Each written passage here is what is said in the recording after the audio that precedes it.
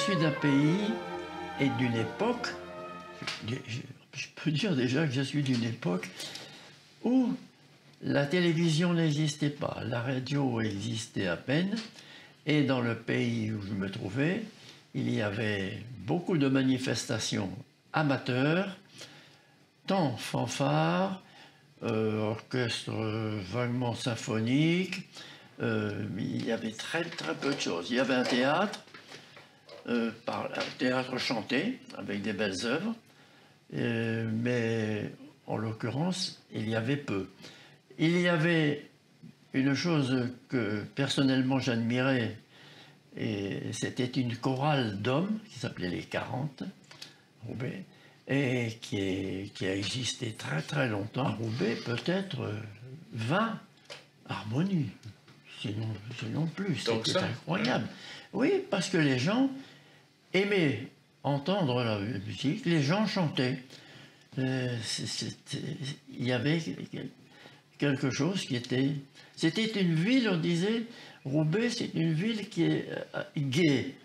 Et d'ailleurs, il y avait tout un quartier, ça n'existait pas tellement ailleurs, dans le coin de l'île Roubaix-Tourcoing, où c'était assez joyeux. J'ai su après que j'avais commencé qu'il y avait une petite formation de jazz qui était devenue presque une formation internationale. C'était exceptionnel. On essayait de voir les nouvelles qui pouvaient se passer dans la vie courante. Ah, il y avait un grand journal du Nord, et c'était affiché, tout ça. Je savais comment Paris-Roubaix marchait, et tous les jours, j'allais voir le Tour de France, l'arrivée. Voilà un peu quelle était l'activité, et qui n'était pas une activité de conservatoire. Alors j'étais rentré sur les conseils de mon grand-père, qui jouait, voilà, il m'a dit, ben, il faut que tu apprennes la musique. Voilà. Et je suis allé comme ça dans une fanfare, ça s'appelait la fanfare de l'âtre. Et puis, comme j'étais très jeune, je ne sais pas si j'avais 9 ans, on m'a donné plutôt une flûte, une petite flûte. Bon, très bien, je joue un peu ça, et j'ai la chance tout de suite d'être pris en main par un amateur qui jouait la grande flûte et qui me donne des conseils sérieux de notation, d'écriture, de solfège, et tout ça, la communication des amateurs et l'amitié qui se liait comme ça. Et des mouvements se passent dans le Nord. Ah ben, c'est 1936, pas mal d'événements quand même, où les ouvriers se retrouvent à la rue, parce qu'il y a pas mal de modifications, de révoltes, je vais dire. Manifestations, c'est ça? Des manifestations, oui. Dans le milieu ouvrier? Oui, dans le milieu ouvrier, c'est l'époque de Léon Blum. Ah oui. Je ne veux pas dire une révolution, non, quand même pas. Mais en fait, j'ai aperçu des choses qui me restent encore, des gosses. Et moi, j'avais un truc avec un écriteau, à bas les marchands de canons, des choses comme ça.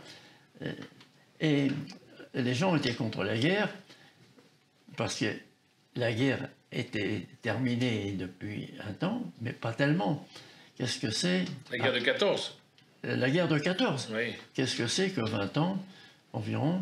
Après, c'est pas Parce qu'on sentait que la guerre allait arriver à nouveau, c'est ça? Oui. On pressentait ça? Et oui. Il le craignait surtout. Parce qu'il y avait eu l'occupation dans le Nord quand même assez dure pendant la guerre 14. Et on change donc d'usine. Et puis là, chaque usine, on peut dire qu'il y avait une fanfare ou un petit orchestre symphonique qui était payé par l'usine pour entretenir le chef.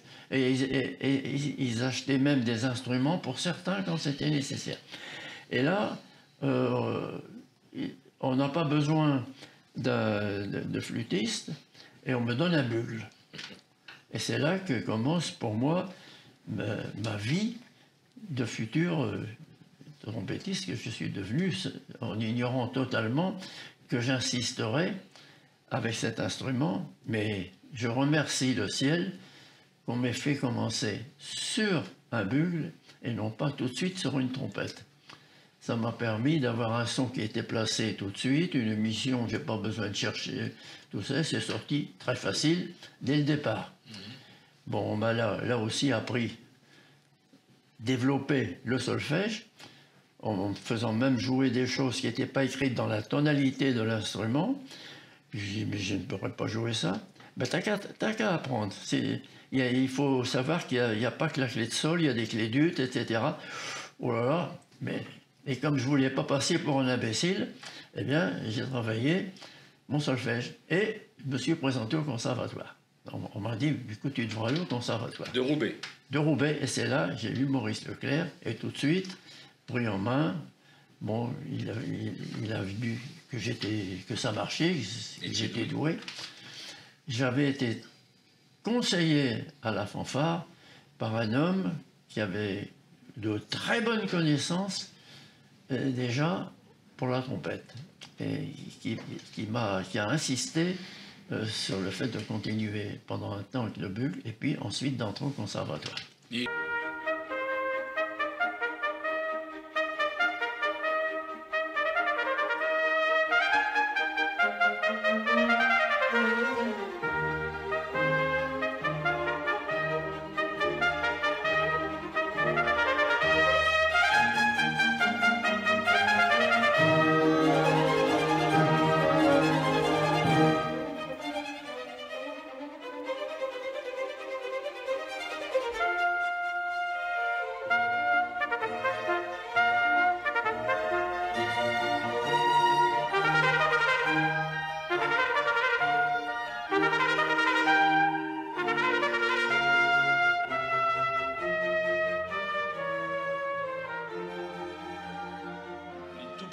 Les vrais débuts, ça n'a pas été des débuts dans une école de musique, c'était des débuts dans l'harmonie.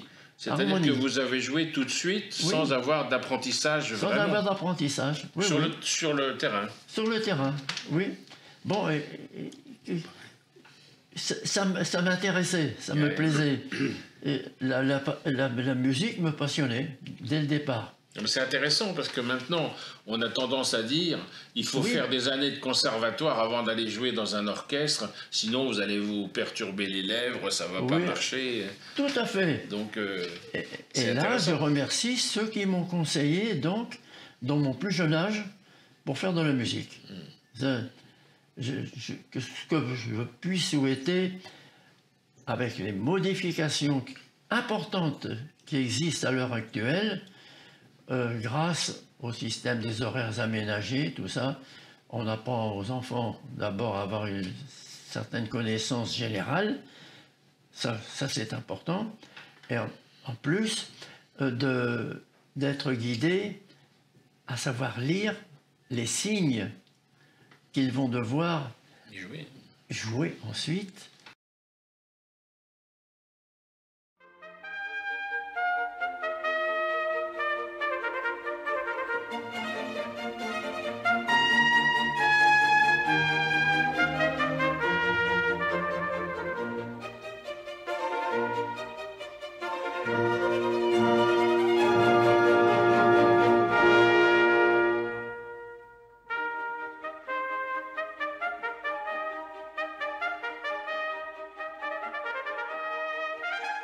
Avec Leclerc, c'était la méthode Petit. Oui.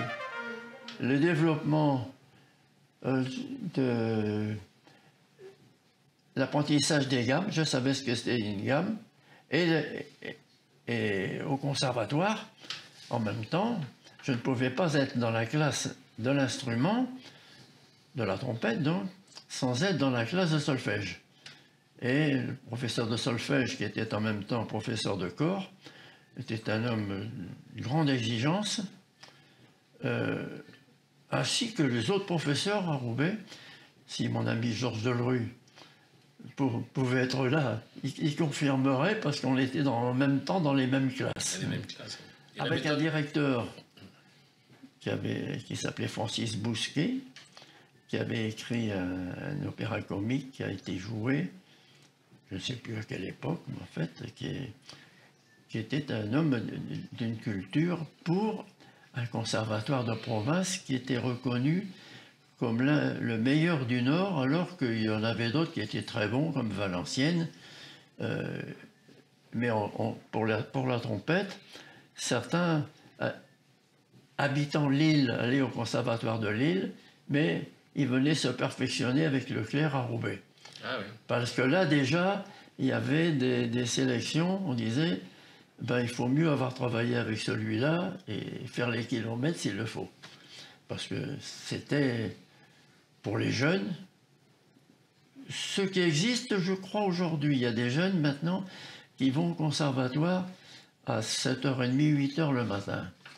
Mais à l'époque, à 6h, eh bien, il y avait les leçons à l'époque de Bozza à Valenciennes, par exemple. À 6h, il y avait le solfège, et à 8h, ils étaient à l'usine, en train de travailler la lime ou autre chose. Hein.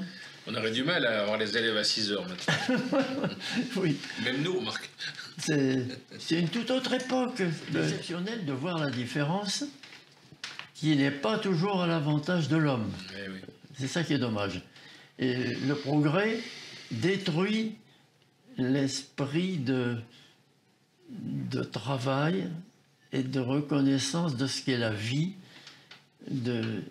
et d'avoir envie quelquefois de regarder un arbre, un oiseau, comme on pouvait le voir sans chercher à l'époque. C'est pas un remords, un regret, pardon, d'une époque, mais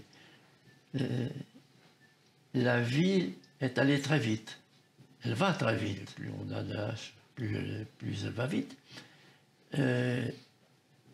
Plus on donne l'impression qu'il faut effacer ce qui fut notre enfance. Et comment les jeunes à l'heure actuelle pourront-ils parler quand ils arriveront, disons, à l'époque de mon âge? Est-ce qu'ils auront des souvenirs comme j'ai pu garder de mon enfance? Ça, c'est une question que je me pose parfois. Que leur restera-t-il vraiment? Parce que les générations qui étaient avant, on disait une génération, c'était 20, 25 ans. Maintenant, à 10 ans, c'est déjà une génération. Oui, c'est vrai. Alors, l'accélération. L'équilibre n'est plus du tout le même. Là, vous avez 10, 11 ans, c'est 36, 37, c'est ça? Oui. On est donc avant la guerre encore? Oui, c'est encore avant la guerre. Vous allez au conservatoire à Paris après la guerre, on est d'accord? Après la guerre, oui. D'accord. Oui. 36, 37, alors... Et qu'est-ce qui vous fait travailler? Donc, à part la méthode petit, la méthode Arban, pas du tout? Arban, pas du tout? Non, pas du tout. Ballet non plus? Uniquement petit. Là, il restait, je crois, je pense qu'il restait certaines préférences pour telle méthode, parce que c'était tel homme qui représentait cet enseignement. Il y avait déjà certaines tendances en disant, ben oui, mais si par exemple, pour certains, si je me présente à Paris, ah ben si c'est lui qui est professeur, il va falloir que je joue de telle manière. Ah. Il y avait un peu des couloirs. Une filière. Voilà. Et de ce fait, il me faisait travailler ça. Et puis quand j'ai eu 1 an ou 2 de plus, il y avait des études qu'il avait... Bon, enfin, certaines études qu'il faisait recopier et puis il me confiait ça à travailler. Des extraits comme ça. Et quelle est la part, à cette époque-là, du travail qu'on appelle technique, de base, mettons, et études ou concerto? Et les leçons, c'était des leçons de quelle durée à peu près où vous travailliez? Comment s'organisaient les cours à cette époque-là? Alors, les cours, Il me semble que c'était une fois par semaine, il me semble. Enfin, j'ai joué déjà des pièces de Max Dolonne, Chapuis, Pessard, tous ces, je vais dire, classiques. Le Boucher, tout ça. Oui. Parce que l'organisation du travail, en dehors de ce que j'avais à faire avec mon professeur Leclerc, c'était... je suis allé assez rapidement dans un institut, l'Institut Turgot, ça s'appelait, c'était un institut technique, une école technique, où j'apprenais le métier de tisserand, parce que j'étais rentré dans la classe de couture. Voilà. Et j'allais donc à l'école pour ça, où il y avait un orchestre dont on m'avait demandé si je voulais en faire partie. Je ne demandais pas mieux, là encore. Parce qu'à cette époque, vous n'étiez pas encore destiné à faire professionnel de la musique. C'était pas encore décidé. Oui. Non, non. Mon grand-père avait été précis là-dessus. Bon, si tu fais un peu de musique, il faut que tu fasses aussi, que tu apprennes un métier, il faut que tu aies 2 cordes à ton arc. Parce que si l'un ne marche pas, tu pourras faire l'autre. Voilà. Participer 1 ou 2 fois par semaine ou à une fanfare ou à un orchestre symphonique, parce que je voulais être dans un orchestre symphonique, ça me plaisait. Je me souviendrai toujours de Zampa. Des choses qui restent. Et c'est là où j'ai eu devant les yeux à lire une partie de trompette en fa, clé d'une seconde. Oui. Non, clé de fa, si on est en ut. Moi, je connais pas les clés, j'ai toujours transposé par trompette. À la vue. Non, mais moi, on me disait, même au solfège, quand c'était clé de truc, pour moi, c'était trompette en la, trompette en ré, trompette en mi, mais la clé, tu sais pas laquelle tu disais, oui. Non. Mais j'ai l'impression, Antoine, que tu as eu aussi, comment dirais-je, une évolution en partant des amateurs. Ah, mais c'est exactement le même parcours que le vôtre. Hein. J'ai l'impression qu'on raconte la même histoire. Alors. Oui, il y avait pas mal de départements en France, des régions, je veux dire, où c'était le système de travail, de possibilités. Et surtout, on en revient toujours, il y avait des classes qui étaient très, très scindées. Il y avait ceux qui étaient croyants qu'ils étaient de familles riches ou bourgeoises simplement. On faisait du violon, du piano, du violoncelle ou de l'art lyrique, mais le reste ne devait faire que les instruments avant. Et encore, dans les instruments avant, il y avait ceux qui jouaient la flûte, la clarinette, et après seulement il y avait les cuivres. On était les parents pauvres, si je peux dire.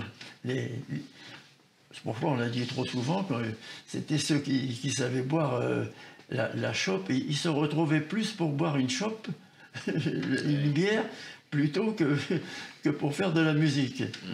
Ah oui, c'est ça. C'était un lieu social avant d'être... Un lieu social, voilà. Absolument. Comme nous, les fanfares, moi. Dans mon village, les vignerons, tous les membres de la fanfare étaient des vignerons. Oui. On répétait une demi-heure et on buvait des coups pendant 1h30. Voilà. C'est ça. C'était l'occasion de se retrouver, c'était une joie, quoi. Oui. Quand je me suis trouvé il y a quelques années en Suisse, aller chez un réparateur d'instruments très, très, très, très doué à Genève, et puis je lui dis, comment se fait-il que ces pistons s'abîment tellement ici? Lui il m'a dit, mais les vignerons, quand il y a la pause, avant et puis après, pas après la pause, ils jouent, peut-être un peu, mais à la sortie, ils remettent ça à bon coup de blanc. Eh bien, le blanc, vous savez, sur le métal, ça mord, hein? C'est pas bon. Voilà.